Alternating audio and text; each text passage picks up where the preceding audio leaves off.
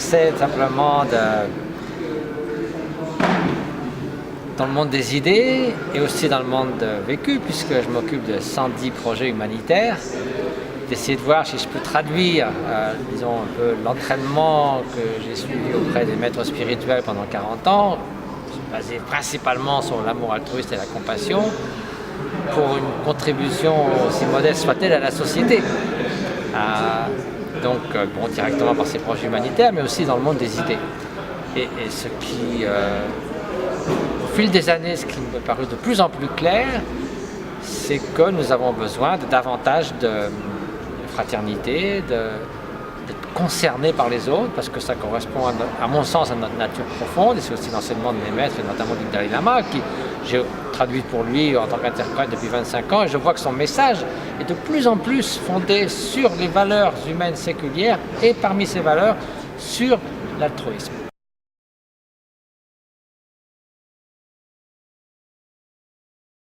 Le nom entreprise, c'est entreprendre un projet.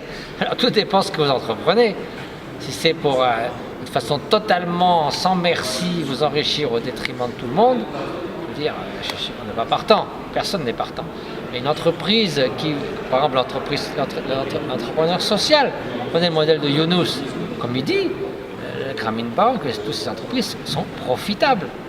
Simplement, à la fin de l'année, en plus du profit qui fait que l'entreprise tourne et qu'on peut faire 100 000 points d'eau, etc., qu'est-ce qu'on mesure à la fin de l'année? En plus du bilan, ce n'est pas le nombre de milliards qu'on a mis de côté, c'est combien d'emplois on a créé pour des femmes, qu'on a sorti de la misère, tout en ayant une entreprise qui est économiquement viable.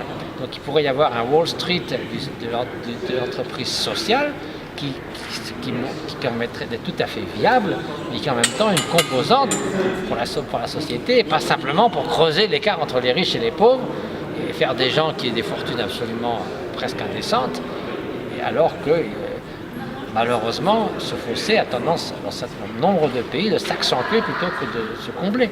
Une entreprise qui est uniquement fondée sur le profit, quand ça va mal, c'est comme les rats qui abandonnent le navire. Ils n'ont aucun intérêt à rester. Tout le monde s'en va avec le peu d'argent qu'ils peuvent en partir avec. Si l'entreprise, depuis le patron jusqu'aux employés, ont également une vocation sociale, je leur tiens à cœur. Ils savent que ce qu'ils font, bon, c'est l'entreprise, c'est économique, mais on apporte quelque chose à la société. C'est un peu comme un voyage. Dans un voyage en voiture, au Tibet notamment, vous avez des bosses, des montées, des descentes. C'est les péripéties du voyage. Et dans ces cas-là, les gens sont beaucoup plus motivés pour poursuivre quand il y a un peu de chaos, parce qu'ils ont aussi cette idée que finalement, ce n'est pas seulement juste un intérêt financier, mais il y a une composante humaine. Et je suis tout à fait d'accord avec Yunus quand il dit une entreprise qui est uniquement pour le profit, ça manque totalement la dimension humaine, et c'est pas quelque chose dans lequel personne ne peut s'épanouir. Ce genre d'entreprise-là, bon, elle ne rend pas grand service à la société.